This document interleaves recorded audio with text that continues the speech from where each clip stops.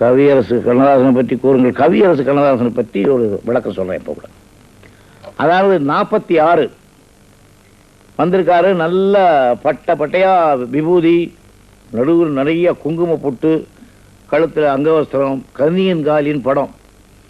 அதில் அவர் பாட்டு எழுத வந்திருக்காரு. கன்னியன் காலில் சுப்பையா நாயுடு அண்ணாவும் ஒர்க் பண்ணியிருக்காங்க, சிஆர் சுப்பராமன் சாரும் ஒர்க் பண்ணியிருக்காங்க. சுப்பையா அண்ணன் படத்துக்கு மட்டும் இவர் என்ன பண்ணியிருக்காரு, கலங்காதிரு மனமேன்னு ஒரு பாட்டை அவர் சொந்தமாக எழுதி கொடுத்தாரு. அதுக்கு சுப்பையா நாயுடு அண்ணன் டியூன் போட்டு அந்த பாட்டு ஓகே, நல்ல பாப்புலர் சாங் அது. இன்னொரு பாட்டுக்கு டியூன் போட்டார் யார், சிஆர் சுப்பராமன். அப்போ நான் என்ன பண்ணேன், நேராக போய் இந்த டியூனை சுப்பராமன் வாங்கிட்டு அந்த டியூனை போய் கொடுத்து இதுக்கு ஒரு பாடல் வேணும் அப்படின்னு டியூனை வாட்சி காமிச்சார். அவர் தானத்தன தந்தன் நன்னத்தர நன்னத்தன்னான அந்த பாட்டு காரணம் தெரியாமல் உள்ளம் களி கொண்டே கூத்தாடுதேன்னு 3 நாளைக்கு அப்புறம் எழுதினார் இந்த டியூனுக்கு. அப்போ அங்கே உடுமலை நாராயணக்கிழார் தான் சாஸ்தானம் என்னது சம்ஸ்தான வித்வான். அவர் உடனே கேட்டார், என்னடா பல்லவி எழுதிருக்கீங்கன்னு. காரணம் தெரியாமல் உள்ளம் களி கொண்டே கூத்தாடு தெரிய அதே வாட சொன்னப்போ என்னடா கடிகளி நல்லா இல்லைன்னார். நான் எதை சொன்னனோ அதே அவர் சொன்னார்.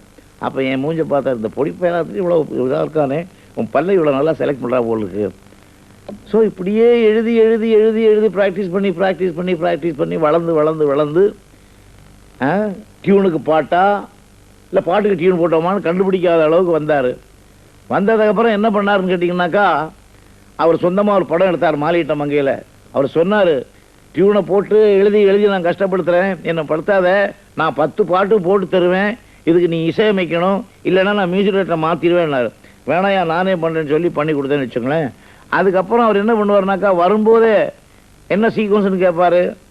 ஹுக்கும் மேலம் மேல பிப்போன்னா முத்தமீடும் நேரம் எப்போ, ஹுக்கும் மேலம் மேலம் மேலம் மேல பிப்பப்போ, முத்தமீடும் நேரம் நேரம் நேரம் எப்போ போம்பாரு.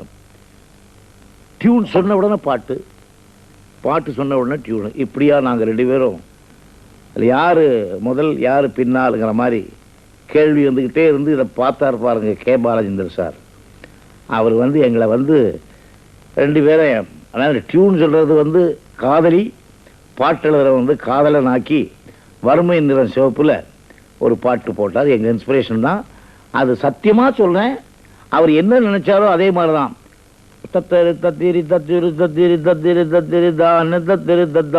உடனே முத்து இருக்குது, சிப்பி இருக்குது, உடனே எழுதுவார்.